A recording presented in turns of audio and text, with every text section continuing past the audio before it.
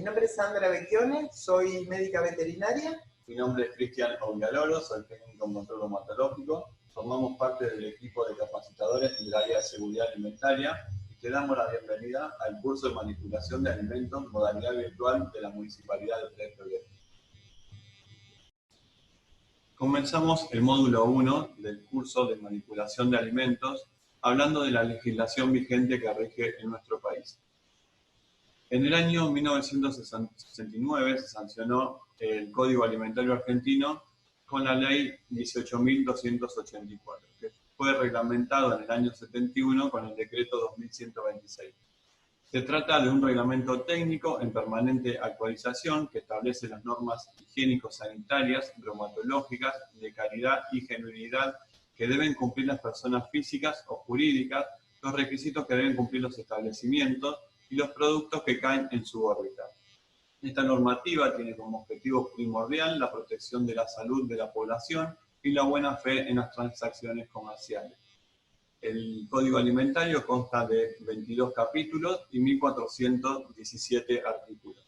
En el artículo 21, el Código habla de la obligatoriedad que tiene una persona que se encuentra desarrollando tareas dentro de la cadena alimentaria, ya sea en un establecimiento donde se elabore, se fraccionen, se depositen, o quizás también en el transporte, de cumplir con el curso de manipuladores de alimentos. Este curso que debe ser aprobado para obtener la certificación para poder desarrollar las tareas.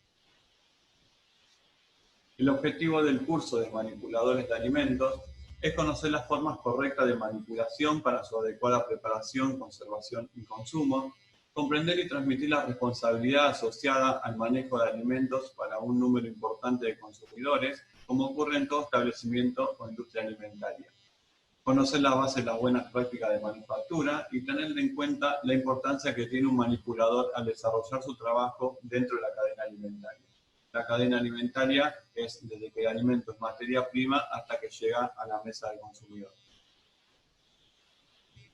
Una pregunta que muchas veces nos hacemos: ¿quién es un manipulador de alimentos? Manipular alimentos es algo que realizamos a diario. No importa si en un establecimiento gastronómico o en una industria o en una casa. Entonces, manipuladores de alimentos somos todos. Muchas veces cuando damos el curso presencial y hacemos esta pregunta, cuando decimos quién es manipulador de alimentos, lo refieren siempre a las personas que están desarrollando tareas, ya sea en un comercio o en una industria. En realidad, manipular alimentos es algo que hacemos todos los días, entonces somos todos manipuladores de alimentos. Si manipulás alimentos, sos responsable por la salud de todos quienes consuman esos alimentos. En el caso de causarle un daño a alguna persona, vamos a tener que hacernos cargo del daño que le estamos causando. ¿Todos los manipuladores son iguales o podemos diferenciarlo de alguna manera? Existen manipuladores de alto riesgo y manipuladores de bajo riesgo. Un manipulador de alto riesgo es el que está en contacto directo con un alimento que no sufre ningún cambio posterior antes de llegar al consumidor. O sea que sería un alimento que está listo para el consumo. Cualquier error que se cometa sobre ese alimento va a recaer sobre el consumidor y le podemos causar un daño. No hay un tratamiento posterior, ya sea un lavado, desinfección, cocción, o sea que no hay nada posterior que le pueda sacar la contaminación. Y un manipulador de bajo riesgo sería que está en contacto con alimentos que sufrirán un proceso de elaboración posterior antes de llegar al consumidor. O sea que se puede lavar, se puede desinfectar, puede haber un tratamiento térmico, hay una cocción. O sea que ese sería un manipulador de bajo riesgo. Sabemos un ejemplo y nos preguntamos si en esta imagen es un manipulador de alto o de bajo riesgo. Claramente estas personas que están levantando la cosecha son manipuladores de bajo riesgo. Esa verdura puede ser lavada, desinfectada, en algunos casos va a cocción, o sea que hay un paso posterior donde se le puede llegar a eliminar la posible contaminación que pueda llegar a tener. Acá vemos una persona que está cortando fiambre, que no tiene barbijo, tampoco tiene cofia, y está manipulando un alimento que va a consumo directo. Cualquier error que cometa este manipulador va a caer sobre el alimento, ya sea que está hablando con un cliente, le está preguntando qué le va a cortar después, y unas pequeñas gotitas de saliva pueden llegar a caer sobre el alimento, lo va a contaminar y como no hay un paso posterior, esos alimentos al estar contaminados nos pueden llegar a enfermar. Veamos ahora algunas definiciones de alimentos y después más adelante vamos a ver algunas imágenes con algunos ejemplos para que lo puedan identificar mejor.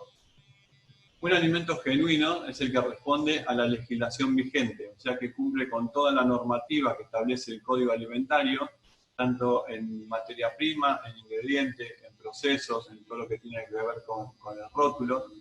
Eso sería un alimento genuino. Un alimento adulterado es el que ha sido privado en forma parcial o total de sus elementos útiles, o sea que se hace para un beneficio económico, que se le agrega o se le quita algo, y no es sinónimo de estar contaminado. Un alimento puede estar adulterado, pero quizás no puede no estar contaminado. Un alimento falsificado es el que tiene la apariencia y características de un producto legítimo, con marca registrada y se denomina como este sin serlo. Un alimento alterado es el que por causas naturales, físicas, químicas, biológicas o provenientes de tratamientos inadecuados ha sufrido un deterioro en sus características organolépticas y de valor nutritivo que lo hacen inepto para el consumo humano. Las características organolépticas es lo que podemos identificar con nuestros sentidos, ya sea el olor, color, sabor, aroma y textura. O sea que es un alimento que a simple vista podemos darnos cuenta que tiene algo raro. Un alimento contaminado es el que contiene organismos vivos o microorganismos riesgosos para la salud, sustancias químicas, minerales o orgánicas extrañas a su composición normal. Y un alimento deteriorado es el cual se produjo envejecimiento, cambio de color, abolladura, rotura, mal cerrado de envases, injurias, etc. Ahora vamos a ver algunos ejemplos de cada uno de estos que fuimos viendo.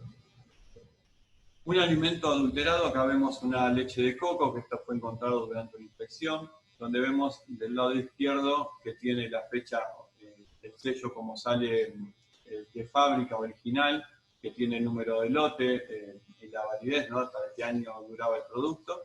Y del otro lado vemos como esas fechas se la habían borrado y le habían puesto un sello común que cualquiera de nosotros puede tener en un comercio o en una casa. Esto sería un alimento adulterado. Acá el rótulo está adulterado, no es el originalmente como sale del establecimiento elaborador. Y esto forma parte de un delito, porque están adulterando un alimento, un rótulo.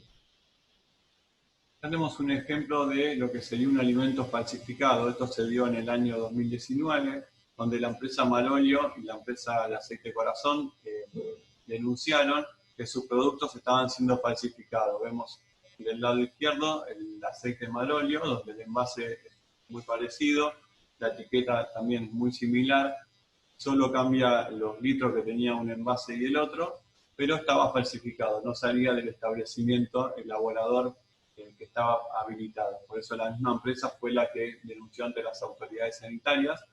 Y del lado derecho vemos el aceite de corazón, que pasó exactamente lo mismo. La misma empresa fue la denunciante que se estaban encontrando sus productos que no salían de su establecimiento. Vemos una imagen de un alimento alterado que a simple vista con nuestros sentidos podemos ver que la naranja no es lo que esperamos porque tiene hongos. Y del lado derecho vemos un trozo de carne vacuna con manchas verdes y un color quizás más oscuro de lo normal que debería ser para la carne. Esto es alterado porque a simple vista lo podemos llegar a identificar. Veamos la definición de inocuidad. Un alimento inocuo es un alimento seguro, ¿no? Son las características de inocuidad, las características del alimento que lo hacen seguro. No es la seguridad que debe tener un consumidor al consumir un alimento que lo va a nutrir y no le va a causar ningún daño. Ser inocuo significa no afectar la salud humana en el corto o mediano plazo, e inclusive no afectar la salud de su descendencia. Por lo tanto, para eso el alimento debe estar libre de organismos patógenos, que son los que nos van a enfermar, alérgenos, sustancias tóxicas, vitaminas y aditivos en exceso. Para la inocuidad alimentaria hay dos premisas, que un alimento además de ser atractivo y agradable debe ser sano. Nosotros un alimento lo podemos ver presuntamente bien, pero no quiere decir que ese alimento sea sano. Pudo haber pasado algo en el medio, que ese alimento se contaminó porque quedó quizás a temperatura ambiente, o alguna persona pudo hablar, toser, estornudar arriba de ese alimento, se pudo contaminar. Nosotros lo vemos bien, pero pasó determinado tiempo, las bacterias empezaron a crecer y nos terminamos enfermando. Es muy común ver, quizás en algunos kioscos que venden panchos, que están los aderezos a temperatura ambiente. Esos aderezos, una vez abiertos, deberían conservarse en frío, y eso lo tienen a temperatura ambiente.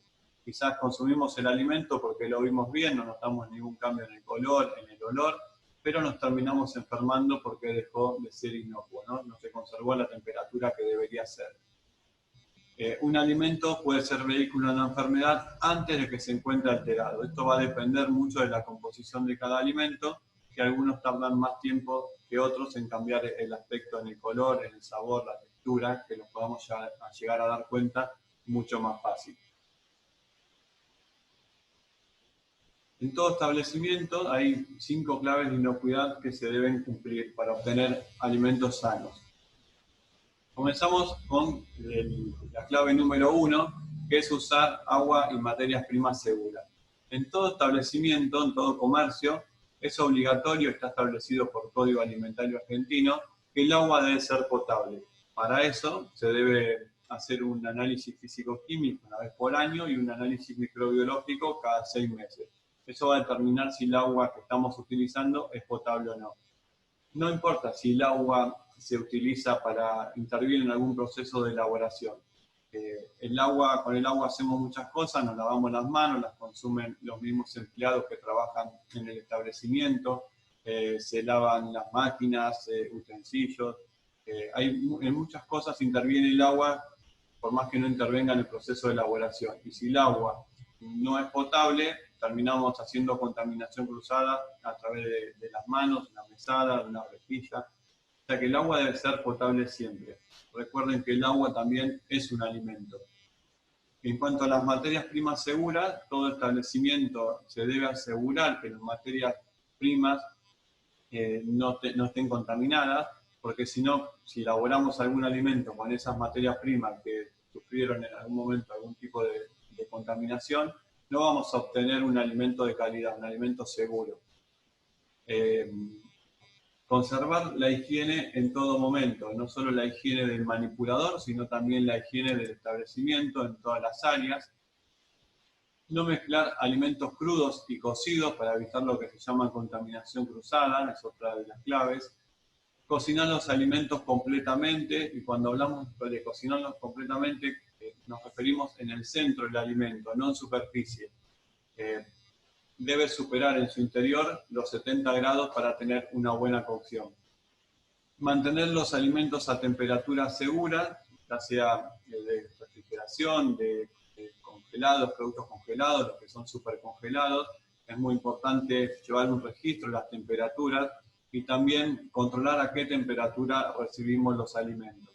Hay otros alimentos que se mantienen por calor, que son los alimentos que ya están cocidos, que se pueden mantener por un determinado tiempo. También se debe controlar que esos alimentos estén a la temperatura correcta.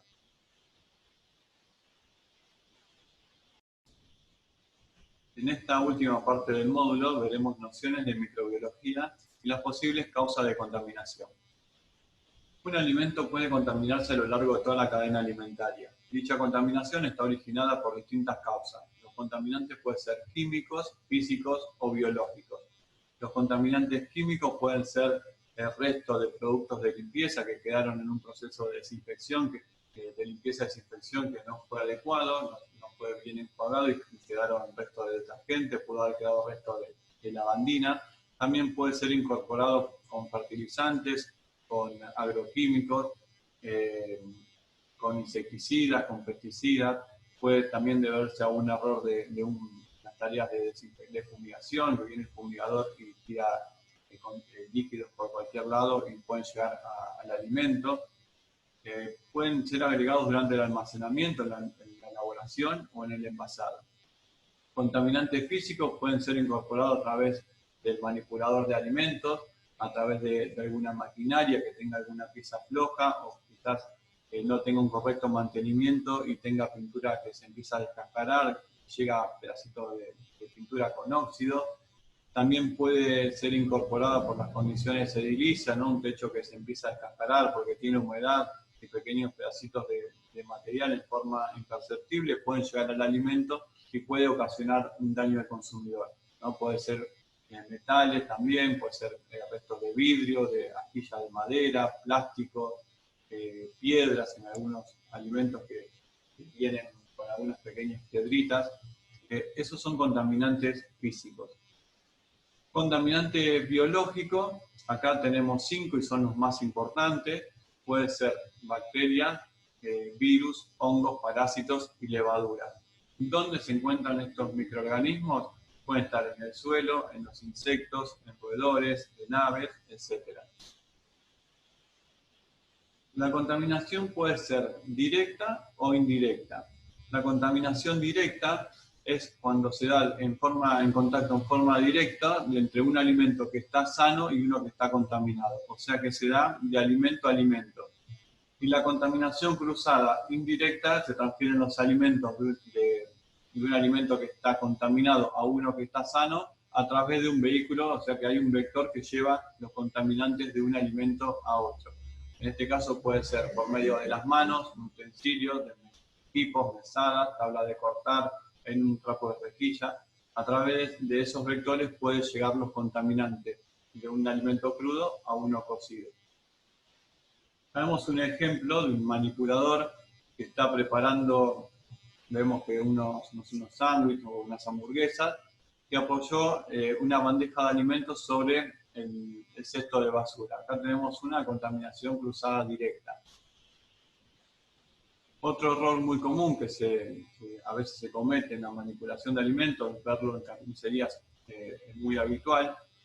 Tenemos un producto terminado, como en este caso un matambre, por encima de trozos de carne cruda. Si bien no están apoyados directamente, no contactan directamente un alimento con otro, las bacterias migran a través de la correntada de aire que se genera de la misma heladera, del crudo al cocido, provocando la contaminación. Este también es un error muy común que a veces cometemos quizás en nuestras casas, por un descuido de colocar, en este caso, empanadas que ya están cocidas arriba de una cajita de huevos que está seguramente completamente contaminada. Esa cajita viene de un depósito que puede estar con falta de higiene, puede haber plagas, la misma contaminación que tiene el huevo queda en el cartón y estamos haciendo contaminación directa. La contaminación cruzada indirecta, acá dijimos que no es de alimento a alimento, sino que hay algo que lleva a los contaminantes. Vemos en la primera imagen que con el mismo cuchillo cortan un trozo de carne cruda y luego van y cortan con el mismo cuchillo, sin haberlo lavado y desinfectado, puede ser un salame para una picada, un pedazo de queso, un pan, cortan algo que ya está cocido. También puede ser, en ese caso, un contaminante indirecto, puede ser la tabla de cortar. Si usamos la misma tabla para cortar un alimento crudo y un alimento cocido sin haberla lavado y desinfectado, vamos a hacer contaminación indirecta. Puede ser también a través de las manos del manipulador. Si el manipulador toca un alimento crudo y luego toca un alimento cocido sin haberse higienizado las manos, va a llevar los microorganismos de un alimento a otro. Puede ser el trapo de rejilla, que también cometemos muchos errores con la rejilla. Un ejemplo muy común que siempre damos es cuando vamos a una fiambrería y pedimos que nos corten un alimento y después pedimos que corten otro. La persona que está trabajando, por lo general, les puede cortar, por ejemplo, no sé, un queso cremoso. Limpia la cuchilla con la rejilla que tiene a mano, una rejilla que a veces está completamente sucia, y con ese mismo cuchillo que acaba de limpiar con una rejilla y le transfirió los contaminantes, va y nos corta otro alimento. Ahí también está haciendo contaminación cruzada indirecta. Errores que también cometemos en la cocina es que utilizamos un tenedor para dar vuelta algún trozo de carne cruda. Cuando pinchamos, dejamos los contaminantes en el tenedor y con ese mismo tenedor quizás después retiramos un alimento que ya está cocido. Ahí también estamos pasando los contaminantes del crudo al tenedor y del tenedor llega al alimento que ya está cocido. Otro contaminante, otro tipo de contaminación cruzada indirecta muy común es a través de la plata. El dinero contiene muchos microorganismos y la persona que está atendiendo no puede ser la misma que está preparando un sándwich, un pancho o está elaborando algún alimento. Si la persona que cobra al mismo tiempo está manipulando alimentos, va a transferir los contaminantes que le pasó la plata a la mano y de la mano al alimento. Entonces, ahí también se hace contaminación cruzada indirecta. Veamos los 5 tipos de microorganismos. Tenemos bacterias, virus, hongos, parásitos y levaduras. Las bacterias son muy chiquititas, son microscópicas.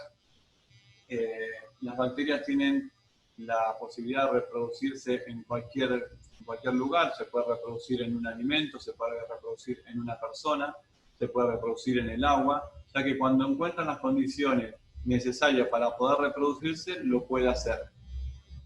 Algunas bacterias generan toxinas, otras no, y también vamos a ver que los microorganismos, algunos se utilizan para la elaboración de alimentos, o sea que no todos son patógenos, no todos nos van a enfermar. Los virus son mucho más chiquitos que las bacterias, pero a diferencia de las bacterias necesitan colonizar un huésped para poder crecer. El virus no va a crecer cuando está apoyado sobre una mesa, sobre un celular, cuando está sobre alguna superficie, no va a crecer por sí solo. O sea que necesita colonizar un huésped, ya sea un ser humano o un animal, para poder desarrollarse.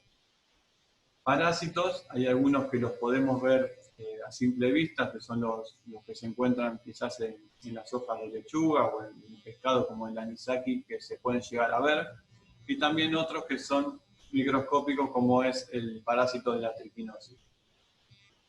Hongos y levadura, los hongos pueden crecer en el frío, por eso a veces tenemos un alimento guardado en la heladera y con transcurrido un tiempo vemos que se empiezan a formar unas pelucitas de hongos, también los podemos llegar a ver en el pan. Algunos se utilizan para elaboración de alimentos, como puede ser para el queso roquefort, y las levaduras también se utilizan en la industria alimentaria, se utilizan para la fermentación, como puede ser en el pan, en las facturas o en la cerveza.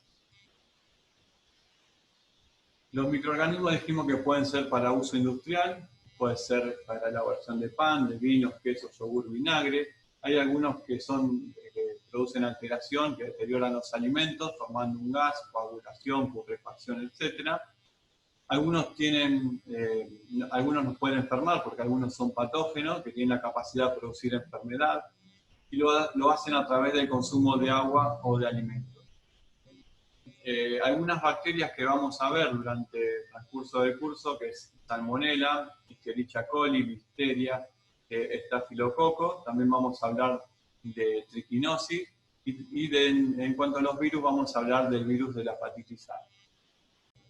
¿Qué necesitan los microorganismos para poder desarrollarse? Necesitan temperatura, donde la temperatura óptima de crecimiento es los 37 grados, pero también puede crecer a una velocidad considerable en un rango de temperatura que va de 5 a los 65. Esta es la zona que se denomina zona de peligro. También necesita nutrientes con un alto contenido de proteínas y humedad, como podemos encontrar en carnes rojas, pollo, pescado o productos lácteos. A estos alimentos se los denomina alimentos de alto riesgo. También necesitan determinada humedad o agua. La humedad o el agua va de 0 a 1, esto lo vamos a ver en otra imagen. Necesitan determinada acidez, donde el pH se mide de 0 a 14. Y también necesitan determinado tiempo. Las bacterias se pueden dividir por fisión binaria cada 20 minutos, y partiendo de la base de una bacteria, a las 8 horas podemos llegar a tener 16 millones. Acá vemos la imagen de un termómetro que está dividido en 3 zonas, donde tenemos la zona de refrigeración o de conservación de los alimentos, que va de los 5 grados a los menos 18. En la zona de conservación tenemos 5 grados, que puede ser la temperatura promedio de la heladera de nuestras casas, y también tenemos la temperatura del freezer, que serían unos menos 18. En esta zona los microorganismos están dormidos, o sea que no van a reproducirse o les va a costar mucho, se van a reproducir muy lento. Si nosotros metemos un alimento que lo guardamos en la heladera, no es que va a matar los microorganismos, sino que va a salir prácticamente con la misma cantidad. O sea que el frío no mata a los microorganismos. Tenemos una zona, que es la zona del medio, donde la temperatura va de 5 a 65 grados, donde tenemos 37 grados, que es la temperatura óptima de crecimiento, donde los microorganismos se van a reproducir más cómodos. En esta zona encontramos la zona de temperatura ambiente, por eso nunca podemos dejar un alimento determinado tiempo a temperatura ambiente, también lo vamos a ver en la próxima imagen. Por encima de los 70 grados, donde los microorganismos empiezan a morir, ¿no? Que es la zona de cocción, la mayoría de los microorganismos mueren. Algunos necesitan más temperatura que otros, pero a partir de los 70 grados los microorganismos mueren. Dijimos que necesitan nutrientes, carbohidratos, fibras, vitaminas, grasas, proteínas, minerales para poder alimentarse. Necesitan una determinada acidez. Dijimos que se mide de 0 a 14, donde 7 es neutro, un pH neutro, donde tenemos el agua pura. Cuantos más nos acercamos a 0, donde tenemos un alimento más ácido, está más acidificado, por eso se usa mucho como conservante el jugo de limón y el vinagre. Y cuanto más nos acercamos a 14, ahí donde tenemos un pH alcalino. En el pH ácido, el alimento, los microorganismos no van a crecer o les va a costar mucho también tener un crecimiento. En la actividad del agua se mide de 0 a 1, donde 0 tenemos un alimento seco. En cuanto más nos acercamos a 1, que es lo que necesitan las bacterias, humedad y agua para poder crecer, donde se transforma en un alimento más riesgoso.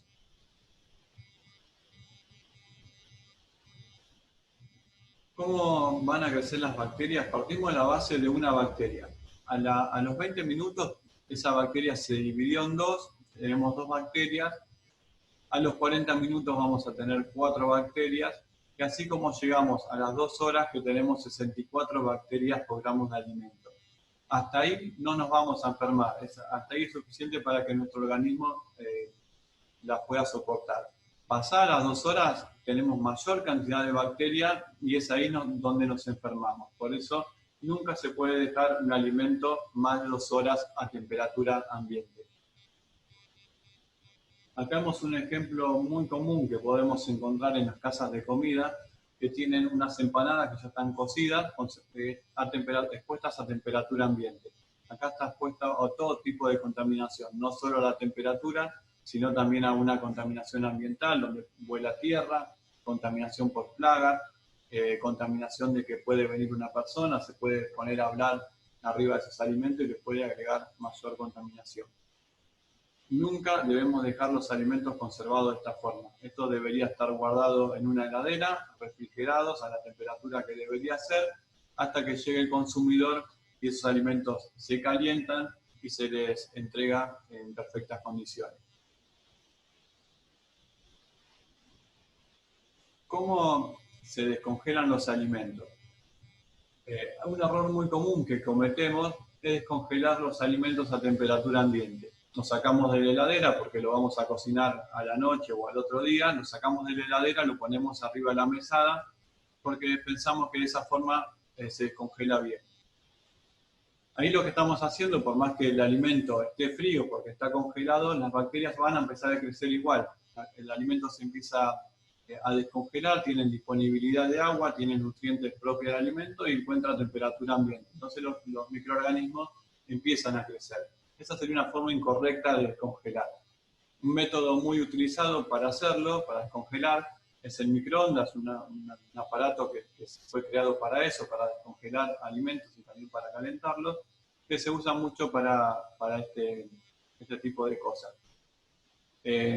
Otra forma de descongelar los alimentos es bajar un alimento, sacar un alimento del freezer y bajarlo a la heladera, lo mantenemos siempre a temperatura segura.